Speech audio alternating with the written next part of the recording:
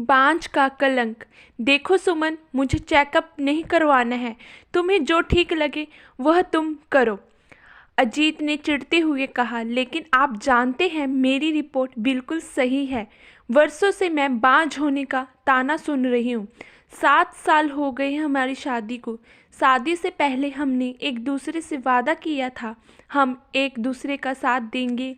मेरे और आपके परिवार के खिलाफ होकर हमने ये शादी की।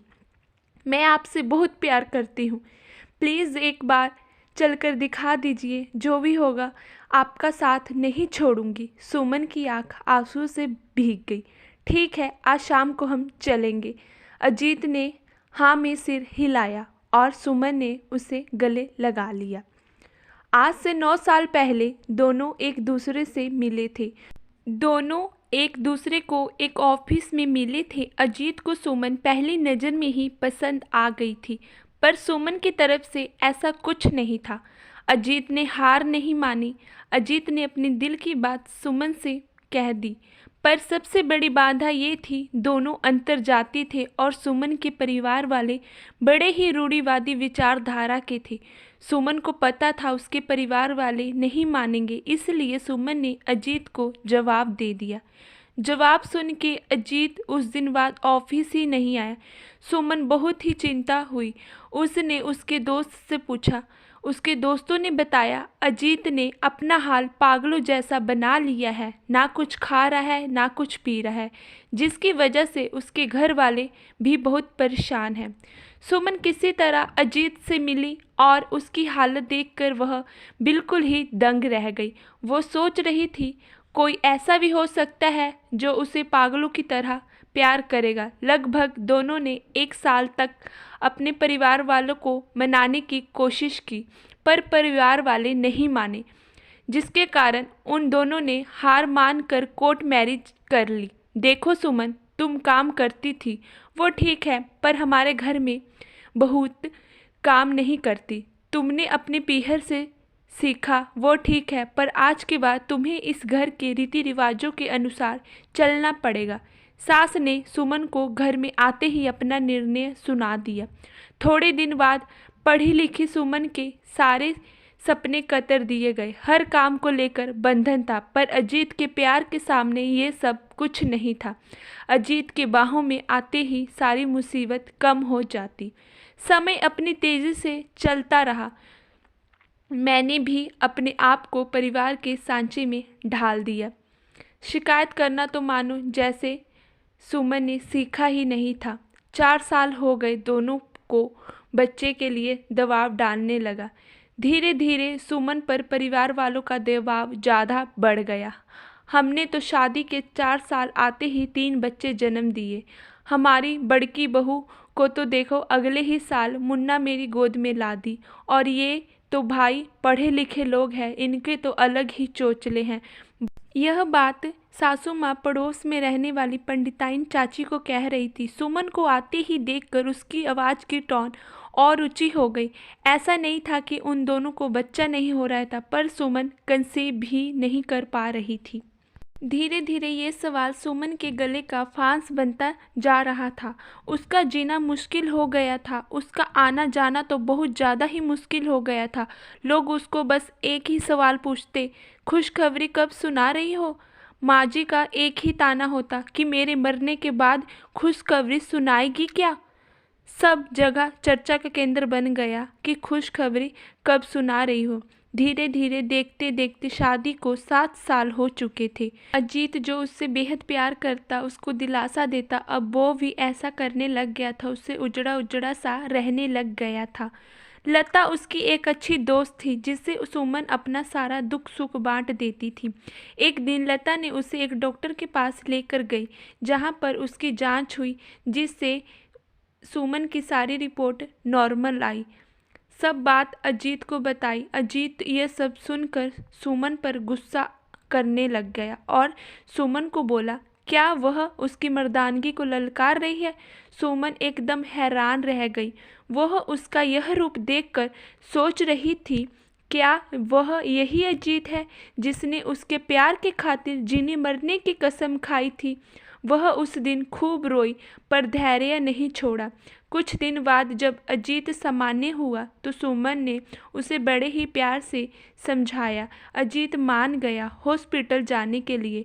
शाम को दोनों डॉक्टर के पास गए। अगले दिन रिपोर्ट भी आ गई।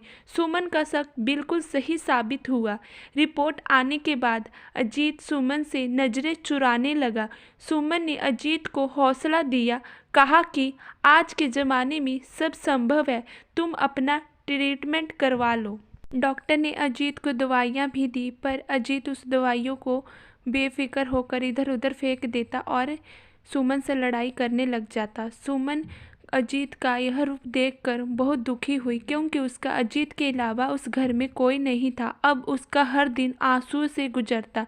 देखो अजीत की माँ, लड़की कितनी खूबसूरत है, हमारे समाज की भी है। मैं तो कहती हूँ अजीत की शादी इसी से कर दो। कब तक उस सुमन बाज के गले में बांध कर रखोगी? पड़ोस वाली पंडिताइन काकी ने अजीत की माँ को यह सब कहा। अगले दिन अजीत की माँ ने अजीत को उस लड़की की फ़ोटो दिखाई। अजीत की चुप्पी उसकी रजामंदी का सबूत बता रही थी। सुन सुमन, तुम अपना सामान पैक कर और निकल इस घर से। तुम जैसी बांझ को मैं नहीं रखना चाहूँगी इस घर में। जैसे ही सास ने यह कहा मानो सुमन पर पहाड़ टूट पड़ा हो दुखों का। माँ जी, कमी मुझ में नहीं है, कमी आपके बेटे में है। चाहो तो आप रिपोर्ट देख सकती हो। यह देखकर अजीत को गुस्सा आया। उसने सुमन को एक थप्पड़ जड़ दिया और अपनी माँ से कहने लगा, आप सही ही कह रही थी माँ, इस लड़की से शादी नहीं करना चाहिए था। यह कहकर अजीत ने सुमन को तलाक के पेपर दिए और कहा, साइन कर और निकल इस घर से। यह सब सुनकर सुमन के तो मानो दुखों का पहाड़ टूट पड़ा। इसके लिए उसने अपने परिवार को छोड़ा, आज वह लड़का उसको इस तरह धोखा दे रहा है। यह सब सोचकर सुमन बहुत रोई और बेसुध होकर उसने तलाक के पेपर पर साइन कर दिया और रोते हुए उस घर से निकल गई। इतनी रात को कौन आया? दरवाजे पर दस्तक देकर लता चौंक गई। सुमन, तुम? इस हाल में देखकर चौंक गई लता। सुमन फूट फूट कर रोने लगी। जैसे तैसे लता ने सुमन को संभाला और उसे समझाया उसे अब आत्मनिर्भर बनना है, इसके अलावा उसके पास कोई रास्ता नहीं है। लता ने ही सुमन को ऑफिस में जॉब दिलवा दी और दूसरी तरफ सुमन का अजीत से भी तलाक हो गया।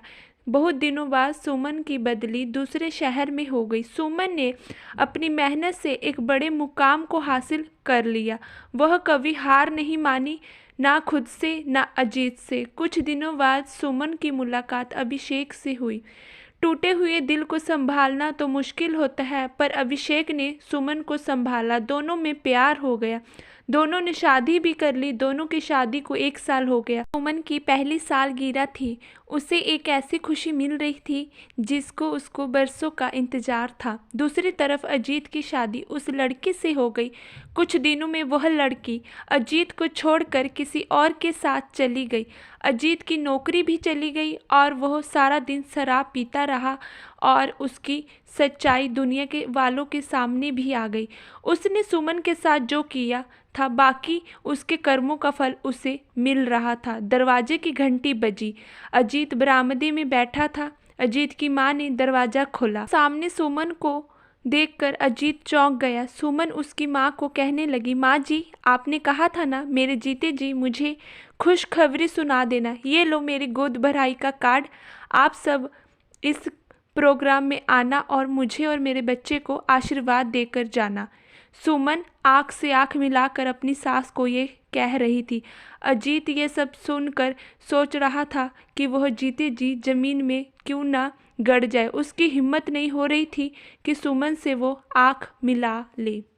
सुमन के गर्भ में हलचल हुई। उसने अपने गर्भ में हाथ रखा और आंसू पोंछते हुए चल पड़ी अभिषेक के साथ एक नए सफ़र की शुरुआत करने। हमारे समाज की विडंबना यही है कि औरतों को कमज़ोर समझा जाता है, उस पर उंगली उठाई जाती है। औरत को बच्चा नहीं होता, उसके बाद उसे ताना दिया जाता है। मर्दों को कुछ नहीं बोला जाता क्योंकि औरतें बर्दाश्त करती हैं। कई औरतें अंदर से ही टूट जाती हैं। इस कहानी का मकसद सिर्फ यही है, औरतों को अपने आप को कमज़ोर नहीं समझना चाहिए, बल्कि अपने हक के लिए लड़ना चाहिए। अगर कहानी पसंद आए तो अपने प्यारे हाथों से एक लाइक